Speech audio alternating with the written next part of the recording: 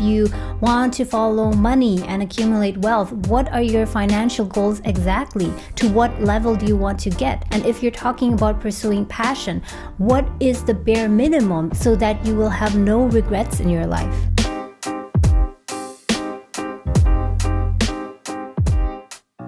Some people say follow your passion first and then the money will follow. But then others say no, you should follow the money first and then your passion.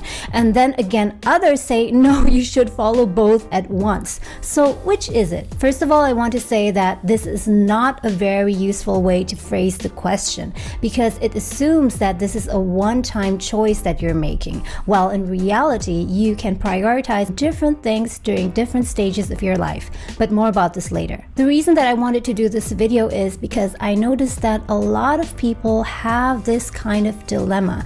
They have this kind of fear of missing out on something, this fear of being stuck in one job for their entire life and missing out on following their passion or the things that they actually love to do. And in this video, I want to try to dissect this internal conflict and try to give my point of view. There are two things that I want to talk about in this video today. And the first one is what the problem about the perceived dilemma between money versus passion is. That this doesn't necessarily have to be a dilemma, that there is a third way, that you can pursue both money and passion in the long run by bringing in the time dimension. This means that you alternate between phases or stages in your life where you focus on money and stages where you focus more on your passion. And number two, I want to illustrate 6 different scenarios to you, 6 different possibilities of how you can pursue money and or passion. Following passion and following money are such loaded terms because they can mean so many different things to different people. But for the purpose of this video, I will use definitions that are useful to explain this dilemma. By following your passion, what people mean in general is doing something that you really love, that really gets you excited, but that is not very likely to generate a lot of money or sometimes even no money, at least in the beginning. This is usually the case in the earlier stages of pursuing anything creative or entrepreneurial. It's usually perceived as being high risk, and the way of how you get there, how you succeed is usually not that transparent. And by following money, what people usually mean in this context is to do something that they hate or something that they dislike, or at least something that they're not that interested in, but that is likely to generate sufficient money that enables them to accumulate wealth and can afford them a certain living standard. And the most straightforward way for most people to achieve this is by working in a high-skilled corporate job. So as I mentioned before, there are 2 major problems with this perceived conflict. And the first one is that this assumes that you have to choose one or the other for your entire life. One thing that people often forget is that you do not have to choose one single thing and pursue that for your entire life, but instead that there can be so many different combinations. It is of course useful and necessary to have an overarching goal or vision for your whole life,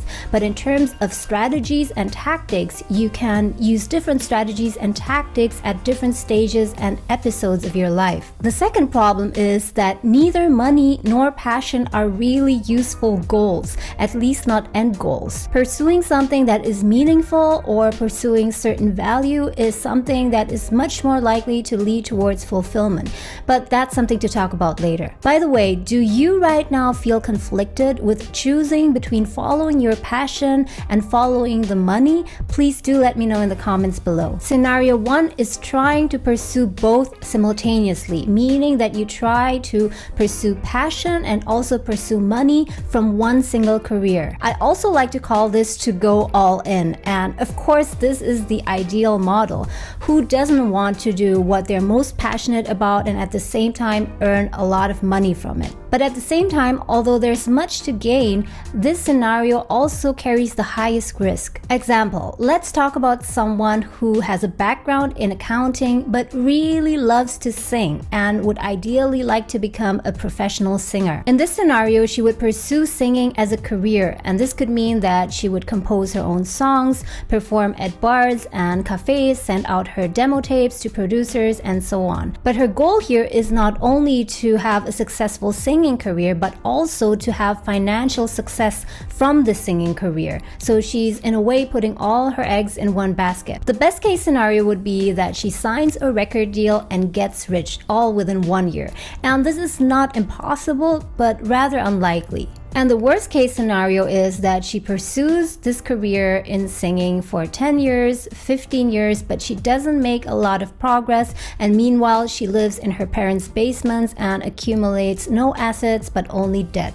And of course, there are a lot of other combinations in between. Scenario 2 is to try and simultaneously pursue money and passion, but through different jobs and careers. This is also known as pursuing multiple concurrent careers, or also known as slash careers. And the following examples 2 until 4 will fall under this category of multiple careers. If you want to know in more detail what I mean by multiple careers, then you might want to check out my other video, which I'll link up here. So let's go back to the example of singer-accountant, and here she would have a career plus job, which means that she pursues singing as a career, but on the side works in her accounting job just for the sake of earning a living. And here she sees her accounting job purely as a job, and she has no intention whatsoever to climb up the ladder. In this case, her priority is clearly her singing career, and she works in her accounting job just to finance this singing career. What this means is that she works in her accounting job from Monday to Friday, 9 to 5 p.m., and she works very diligently, but as soon as the clock strikes 5, she's out of there, she goes home and concentrates fully on her singing career, or she does that on the weekends. And she consciously doesn't put in any effort to develop an accounting career whatsoever. The advantage of this scenario is that she's able to pursue her passion, develop her career in singing, but at the same time also accumulate some wealth. Maybe not as much as if she had fully concentrated on an accounting career, but it's still possible with the right kind of planning. And again here, it depends all on what following the money means for someone, what someone's financial goals are. In the best case scenario, at one point she'll be able to achieve some kind of breakthrough in her singing career and perhaps be able to leave her accounting job. The worst case scenario is that despite working really hard, she never got to really advance in her singing career, but at the same time didn't really accumulate wealth either. So in the end, she neither really succeeds in money nor passion. Scenario 3 is career plus career or double career, and this is a slight variation from the previous scenario. This scenario falls under multiple concurrent careers, and here she pursues both singing and accounting as a career. The difference in this scenario with the previous one is that here she also intends to develop her accounting career. So she has the intention to work herself up from accountant to senior accountant to perhaps CFO, or eventually owning her own accounting firm. The advantages of this scenario are that one, she earns a really solid income and will be able to easily accumulate wealth, and number two, that by doing this she is really diversified between having the singing career and the accounting career. So in case the singing career doesn't work out, she has this really solid accounting career that she can fall back on, ideally. The best case scenario here would be that she succeeds in both careers, in her singing career and in her accounting career. So at a later point in time, she has the option which career she wants to dial down, or the option to keep both careers. And before you say this is completely impossible, I want to link up for you this video about Sanjay Gupta. He is a neurosurgeon and at the same time also a CNN news correspondent. So it is really something that's hard to do, but it's not impossible. And the worst case scenario here you can imagine is, because she is spreading herself way too thin, she neither succeeds in her singing career nor in her accounting career, and she stagnates in both. Scenario 4 is career plus hobby, and in this case she would be pursuing accounting as a career and singing as her hobby. I think it's unlikely that people would do it the other way around and pursue singing as a career and accounting as a hobby. I never heard of that. In this case, she would accumulate wealth and afford herself the kind of lifestyle that she wants from pursuing a career in accounting, and just sings as a hobby. And here the best case scenario is that she's able to advance very fast in her accounting career, climbs up the ladder, accumulates a lot of wealth, achieves her financial goals, but at the same same time, because she's been singing in a relaxed setting with no pressure as a hobby, her singing skills also got better and better. And on the way, she simply takes advantage of all the opportunities that come her way to perform in front of people. May that be in front of family or her co-workers at work and so on. So this scenario allows her to have that financial cushion and at the same time follow her passion, but not as a career. And the worst case scenario would be that her accounting career goes so-so. She doesn't really make much progress because she's not interested in it. She doesn't feel motivated, but at the same time, she never really got to singing, even just as a hobby in her free time, because her accounting career left her way too exhausted to do any singing, even on the weekends. What scenario 1 to 4 are lacking is the time factor. So now let's bring into this discussion the time dimension, and we'll arrive at scenario 5 to 6. In scenario 5 and 6, you prioritize money and passion at different stages in your life. And here the key is intention and planning. Scenario 5 is money first and then passion. You might have heard about the FIRE movement, which stands for Financial Independence, Retire Early. The point here is that someone would work for a very long stretch of time, very intensively, usually in high-skilled and very high-paying jobs until they reach a certain financial goal or financial independence, after which they retire and then follow their passion. They usually calculate a very specific number, a certain dollar amount that they need to achieve before they can retire. So it's money, money, money, and then passion, passion, passion. And it's not necessarily the case that they absolutely hate their job, but perhaps the thing that they're doing is not their number one passion, and they can't imagine doing that for their entire life and would rather like to retire and doing something else, traveling, pursuing their hobbies, and so on. And usually people would achieve this very fast by working in jobs such as finance, banking,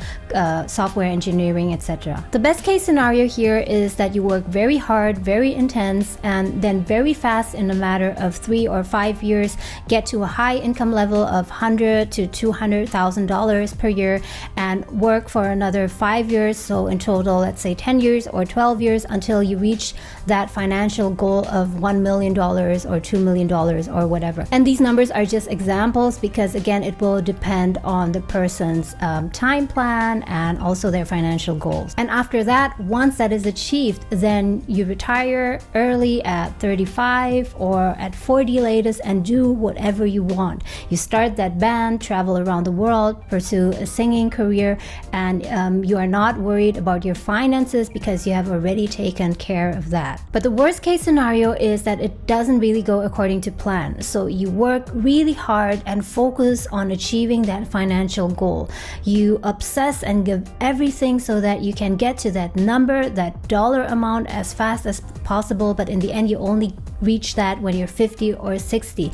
And at that time you realize that, oops, I kind of like forgot to follow any of my passions. So you didn't pursue that singing or guitar playing or whatever. And this is the point where many people become full of regret and bitter about life because they kind of feel cheated. They worked so hard to accumulate this wealth, this financial freedom, but it turned out that it took them so long and they never really took time to pursue the things that they really loved and that they were interested in. But I'm glad to tell you that it doesn't have to be this way and that there is another way.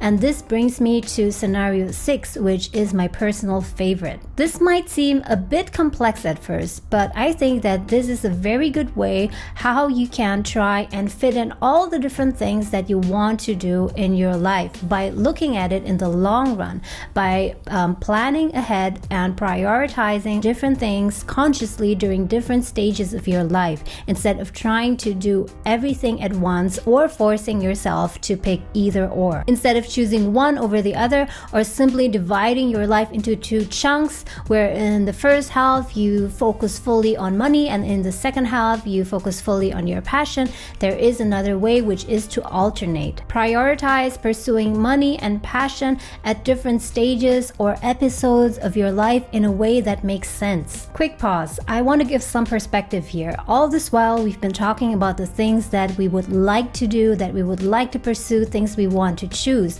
But there are often situations in life, in reality, where we have to adapt to an external situation. Responsibilities that we already have or which we voluntarily choose to have. Because besides pursuing money and passion, there are other things that are equally important or even more important. Things like starting a family, having kids, taking care of elderly parents, taking care of your health, and so on. And in reality, oftentimes in life, we have to adjust our goals and priorities in order to be able to accommodate these things. So understanding that pursuing money and passion are levers that we can adjust allows us to accommodate these other things. I'll give you a concrete example now, and this is by no means what I would recommend because it always depends on your own goals and your preferences and your situation. This is just to illustrate one possible scenario out of millions, how you can proactively structure your career and life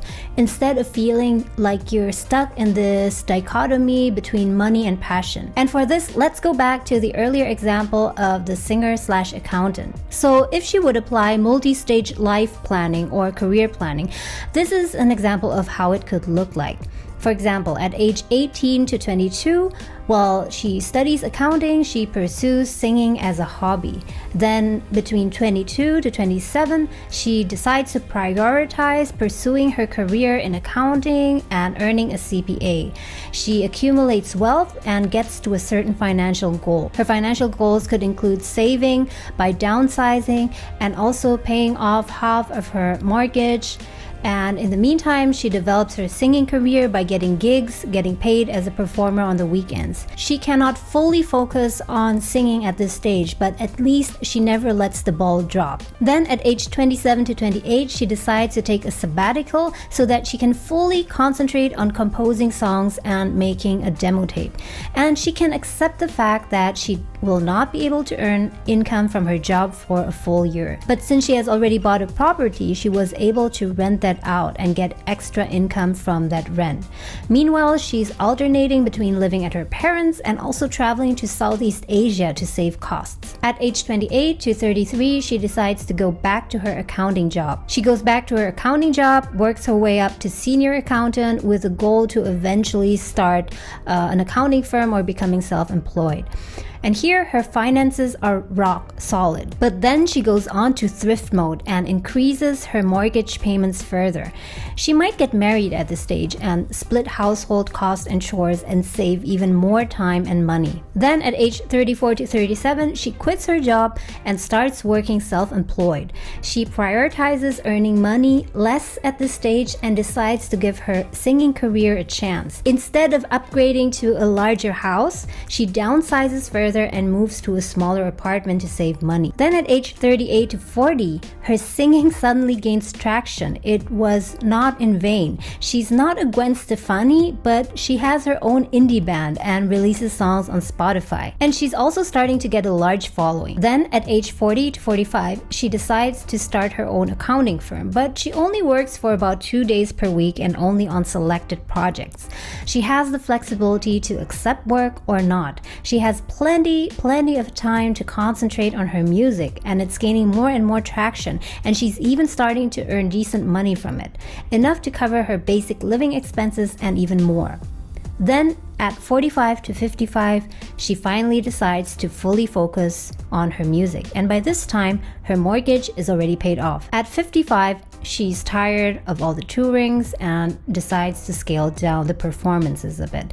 She still writes music and also still publishes her music on Spotify, and also got a small record deal, and she's starting to pick up accounting again, and so on. This was an example of how multi-stage career planning could look like. And again, this is just one small example out of millions of possibilities, and you can really design and plan it in a way that suits not only your career aspirations, your passion, but also the way you want to live. Because of course, life is not only about career and working and money, right? In the end, the reasons why we're doing most of those things, why why we are pursuing money is so that we can have time to spend with our families, with our friends, and so at least that's the case for most people that I know. And this is what I'll continue to talk a lot about on my channel, how you can fit your different career aspirations, pursue your passions across different stages of your life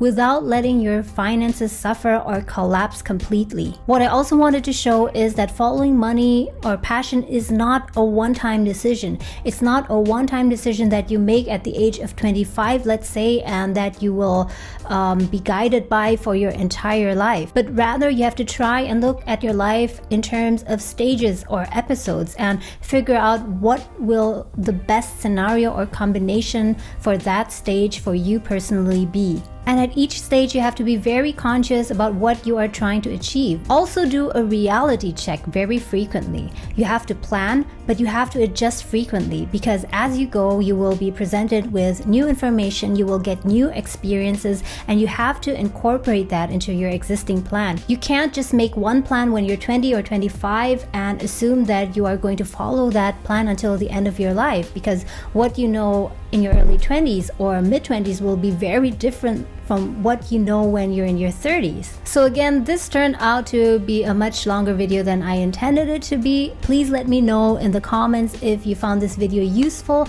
and if this has changed your perspective in any way. I would really like to know. In case you're not subscribed yet, don't forget to hit the subscribe button and also the alarm bell. Also, don't forget to check out my other videos where I talk about career change and multiple careers. As always, thank you so much for watching, especially to you who stuck with me to the end of this video. I wish you an awesome day and all the best with your career.